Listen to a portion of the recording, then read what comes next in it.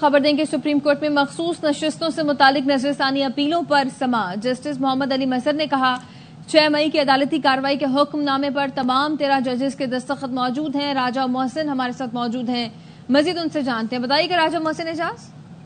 देखिए, इस वक्त इस नजरसानी पर समाअत सुप्रीम कोर्ट ऑफ पाकिस्तान का आईनी बेंच कर रहा है और आज समाअत के आगाज में जस्टिस मोहम्मद अली मजहर की जानिब से ये कहा गया फैसल सिद्दीकी एडवोकेट को कि आप 6 मई की अदालती कार्रवाई का हुक्मनामा पढ़ें। इस हुक्मनामे पर तमाम जो 13 जजेस हैं जो इनिशियली बेंच बना था उन तमाम के दस्तखत मौजूद हैं। हुक्मनामे में ये कहा गया कि जो जजेस इख्तलाफ करते हुए दरख्वास्तें नाकाबिले समाअत करार देकर उनकी जानिब से खारिज की गई, फिर बेंच की दोबारा तश्कील के लिए मामला जजेस की आईनी कमेटी को भिजवाया गया और बेंच की दोबारा तश्कील के लिए कमेटी को भिजवाने पर भी इख्तलाफ करने वाले दोनों जजेस ने दस्तखत किए।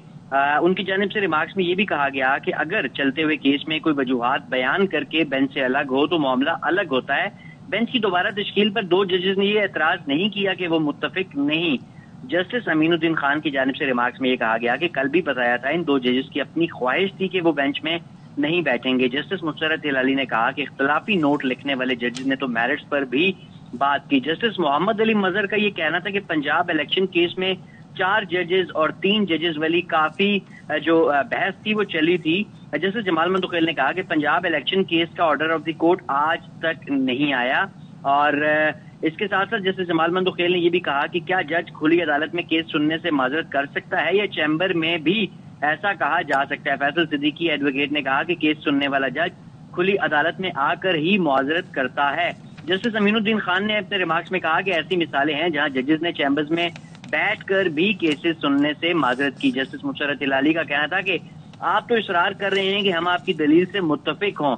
जस्टिस मोहम्मद अली मजहर का यह कहना था कि क्या हम जुडिशियल ऑर्डर जारी करें कि फलां जज को बेंच में लाया जाए। जस्टिस मोहम्मद अली मजहर का अपने रिमार्क्स में ये भी कहना था कि क्या 2 जजों को वापस लाने के लिए कोई दावतनामा भेजें।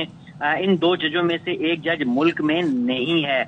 इसके साथ साथ जस्टिस अमीनुद्दीन खान का सुन्नी अदालत काउंसिल के वकील फैसल सिद्दीकी से ये मुकालमा भी हुआ जिसमें उन्होंने ये कहा कि मेरे ख्याल में आप इन 2 जजों को दावतनामा भिजवा दें। जस्टिस मुसर्रत हिलाली का ये कहना था कि आप मुझे अमेरिका का टिकट लेकर दें, मैं इस जज को अमेरिका से जाकर ले आती हूँ। फैसल सिद्दीकी ने अपने दलाइल में कहा कि वैसे भी 10-10 साल से सजाए मौत की अपीलें जो हैं वो ज़ेरे इल्तवा हैं, मखसूस नशिस्तों से मुतालिक अपीलें भी ज़ेरे इल्तवा कर दें।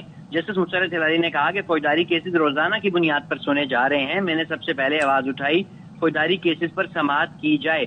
जस्टिस अमीनुद्दीन खान ने कहा कि बहुत सारी बातों का आपको इल्म नहीं है। इस वक्त भी सुप्रीम कोर्ट ऑफ पाकिस्तान में इस नजरसानी पर जो समाअत है वो जारी है। ठीक है, बहुत शुक्रिया राजा मोहसिन एजाज, हमें तफसीलें आगाह कर रहे थे।